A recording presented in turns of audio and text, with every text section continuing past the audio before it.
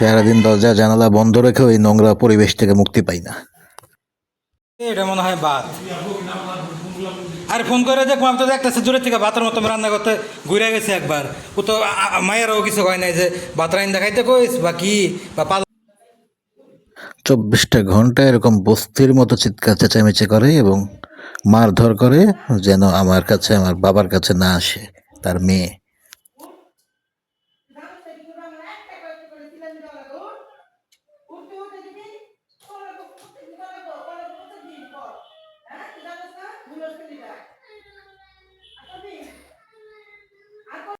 এখনো পর্যন্ত লাইট বন্ধ হয়নি।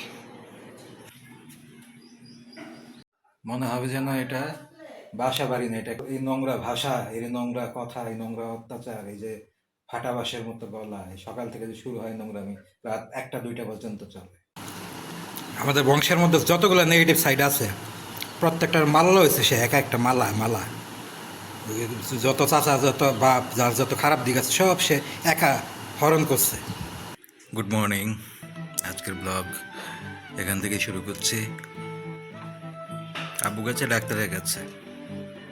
আজকে তো বিশৃঙ্খলা চরমে, এটা তো আলাদা করে বলতে হয় না।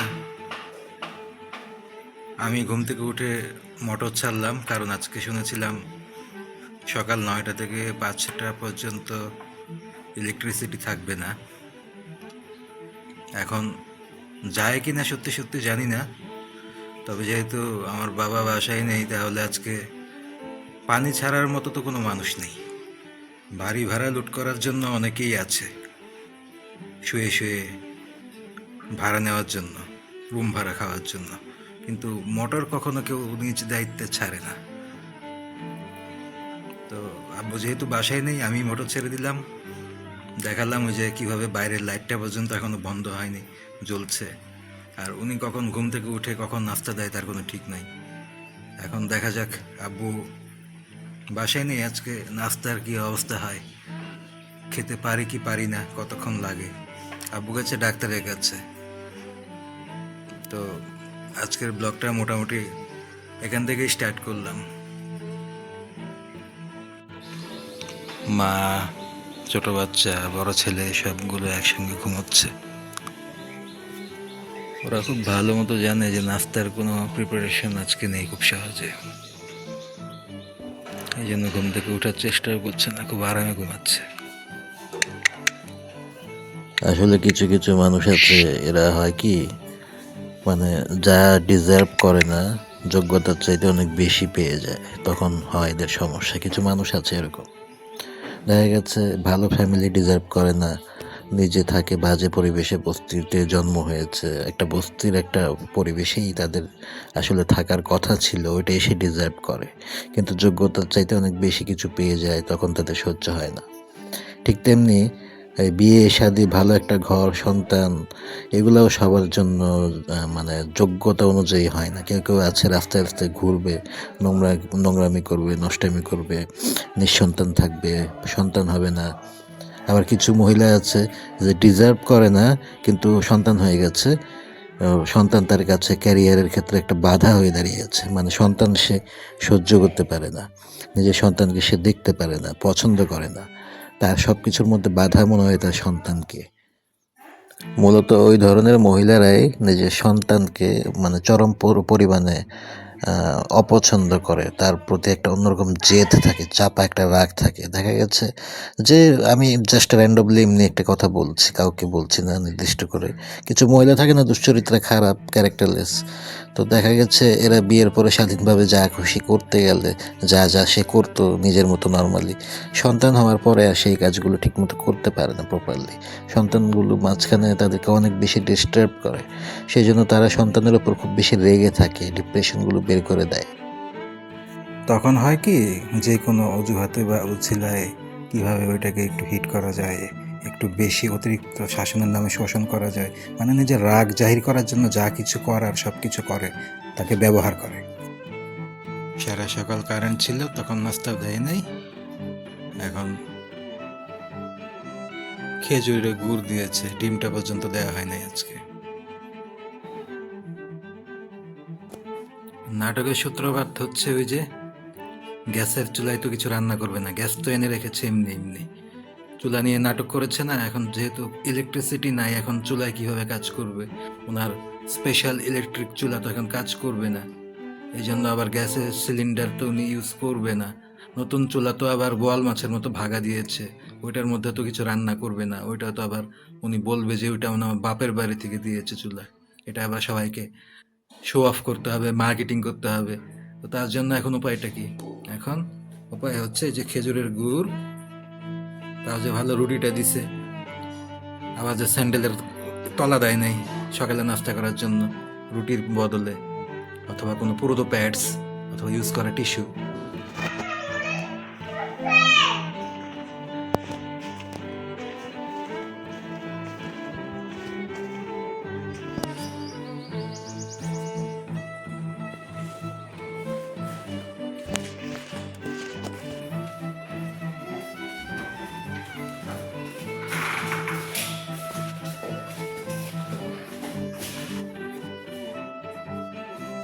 এটা মনে হয় ভাত। আরে ফোন করে দেখবো, আমি তো দেখতেছি দূরের থেকে ভাতের মতো রান্না করতে ঘুরে গেছে একবার। ও তো মায়েরও কিছু কয় নাই যে ভাত রাইন দেখাইতে কইস বা কি, বা পারলাম না, কিছুই তো কয়া যায় নাই।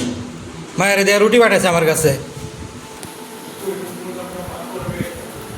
এটা জানলে তো কইতামি। ভাত রান্ধে নাই ভালো কথা, কিছু কয়ও নাই। ভাতে চাইল ভিজাই রাখছে, কবি তো এটার মধ্যে হয়েছে পোলা চাইল। পোলা চাইল কেছি না ভিজাইছে এদিন, এটা রান্ধে নাই। ভাত না কালকে ফালাই দিল কতগুলা। অন্তত মায়ের এত কইব যে পাঠাইব, মায়ের এত নাস্তা পাঠাইছে ওরে দিয়ে আমার রুমের ভিতরে, তো ওরে কয়ে দিলে হইতো না? তাহলে এই তরকারি খেয়ে লাভ কি?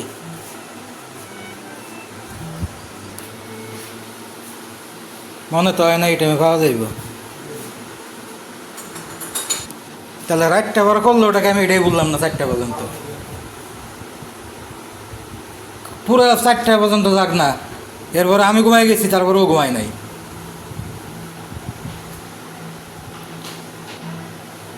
সকাল পর্যন্ত ঘুম পারলো, জিজ্ঞাসা করলাম এই হোটেল তো এখান লাগে, চামচ চামচ বাইর করে হয়ে গেছি। এমনি বলে মানুষ চলতে পারে? দূর থেকে মনে করলাম যে এগুলো মনে হয় ভাত, তো বলাইতে পারতো যে হ্যাঁ চুলায় চাল দিছি, ভাত হয় নাই, দুপুরে খাওয়া দাওয়ার কি ব্যবস্থা। আব্বু আসছে ডাক্তার দেখায়, ডাক্তারের কাছে গেছিলো, আব্বুর হয়তো বলতো, আব্বুরে কোনো ফোনও দেয় নাই। মেয়েকেও আমার কাছে পাঠায় বলতে পারতো, একটা কথা বলে নাই। এখন দুপুরবেলা খেতে এসে দেখি এগুলো হচ্ছে চাল, এগুলো ভাত না।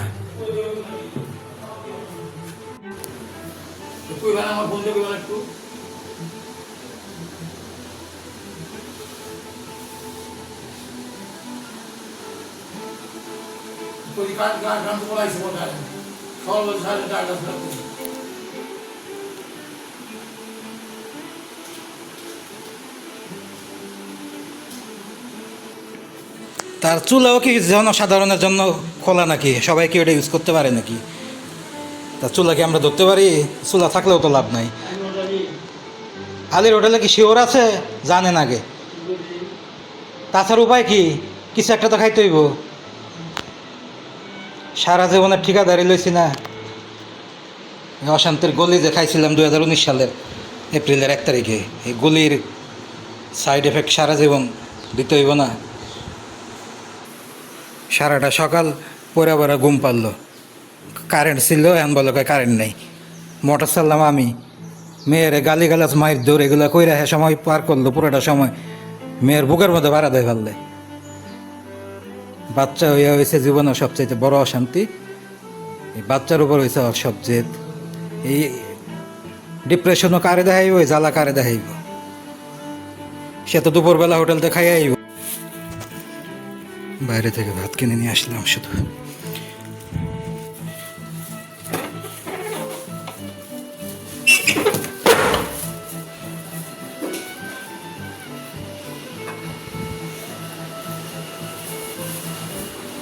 নাকি 40 টাকার ভাত, আবার এই নর্মাল অথরিটি থাকতো চলে হাত দেওয়ার, তাহলে নয় আমরা হাত দিতাম।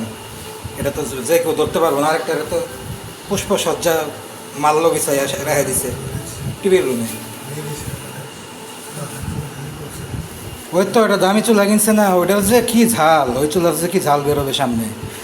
ওই চুলা কতবার মুছবো, কতবার বাগা দিব, ওটারে বিষ না বিছাইয়া ওম না দিয়া কি কম কইলে মুখ দিয়ে ওই একটা কথাই আসে, ছোট লোক খুব খারাপ জিনিস। কোম্পানির মাছ 8,000 টাকা দিয়ে চুলা কিনছে। এই চুলার যত্নে তো এটা কেউ কিনা দিয়ে ঢুকতে পারবো না, এই চুলার আশেপাশে কেউ ঢুকতেই পারবো না। এগুলো বাড়ি বাড়ি টাকা দিয়ে একা একা যায় কিনে, নিজে না কিনা বড় দেয় কিনায়, যাতে কর্তৃত্বটা বউ করতে পারে পরবর্তীতে। বিপদ আপদে যে কোনো দিন চুলাই কিছু রান দেখাইবেন ভবিষ্যতে, এটা আর পারবেন না।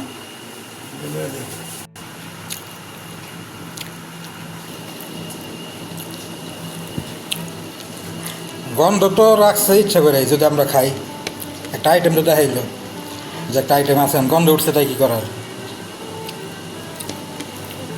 সকালবেলা লাশের মতো হয়ে থাকে, ধানের পাল্লা ফালাই রাখছে কেউ, দরজাটা খুইলা এমন করে একটা ঘুম দেয়, দরজাটা খুইলা সবার সামনে নিলজ্জের মতো হাত পা ছড়াইয়া।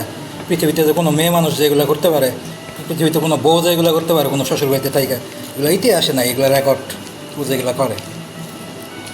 আমি এদিক দিয়ে মুখ ধুইতে আছি, বেসিনে খাড়ায় খাড়ায় কুলি করতেছি, দাঁত মাজতেছি, তার কোনো পাত্তাই নাই। দুই নির্লজ্জের মতো দরজা খুইলা লাশের মতো পড়ে থাকবে। দরজা মজা খুলে কোনো মহিলা মানুষ যেভাবে পড়ে থাকে, মানে যে বলে শ্বশুর বাড়ি নাকি, আর কোনো গ্রাহ্যই নেই, কোনো পাত্তাই নেই।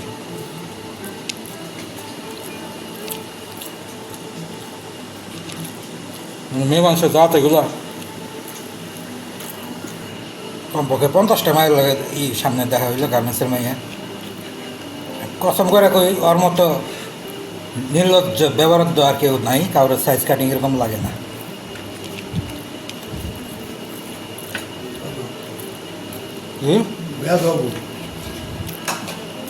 দুপুরবেলা লাঞ্চ আইসে, খাইয়া দেয়া কষ্ট করে যাইতেছে দুপুরবেলা।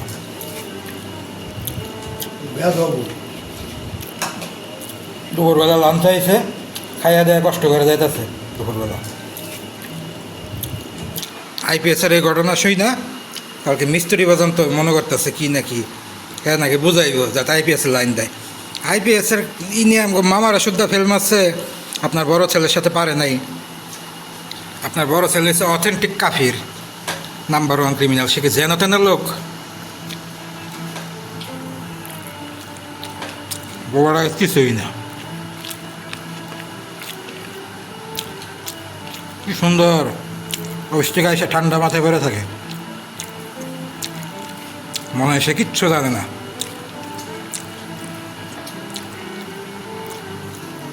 আমাদের বংশের মধ্যে যতগুলো নেগেটিভ সাইড আছে প্রত্যেকটার মাল্লা হয়েছে সে একা একটা মালা মালা। যত চাচা, যত বাপ, যার যত খারাপ দিক আছে সব সে একা হরণ করছে। এমনি এমনি কত ভাত, যে এখন তো 3টা রুটি আছে, ফালাই দিব, এটা থুয়ে দিছে, রুটি কে খাইব? মনে হয় আমাদের লেগে রাখছিল, ডিম রাখে নেই, ডিম তো আজকে বাজেই নেই। রস, যাক রসও খাইতে ভালোই লাগছে, ওর ডিম পোষের থেকে ওইটাই ভালো, অন্তত গলা দেয় সুন্দর মতো ঢুকছে। পৃথিবীর সবচেয়ে নিকৃষ্ট ডিম পোস্টটা তো সে করে। আলু ভর্তা খান নাই, পচা নাকি? আলু ভর্তা ফ্রিজে যেহেতু রাখছে, সে অবশ্যই জানে এটা পচা না, ভালো। এটা রাখছে, এটাকে ঝিঙ্গা ফেলাইছে টোপ। যদি খায় তো খাইব, খাইতে পারলে, যেহেতু হজম হয় সমস্যা কি, খাইতে পারলে খাইব। যদি ভালো মানুষ হতো তাহলে এটা তখনই নগদই ফালাই দিত, এটা রাখতোই না ফ্রিজে। ও এটার একটা আইটেম হিসেবে শো করছে। আর কোনো তরকারি রাখে নাই, মনে করছে দুপুরে কি নাকি খাইব। আমরা যে ভাত কিনে আনছি এটা তো আর বোঝা নাই।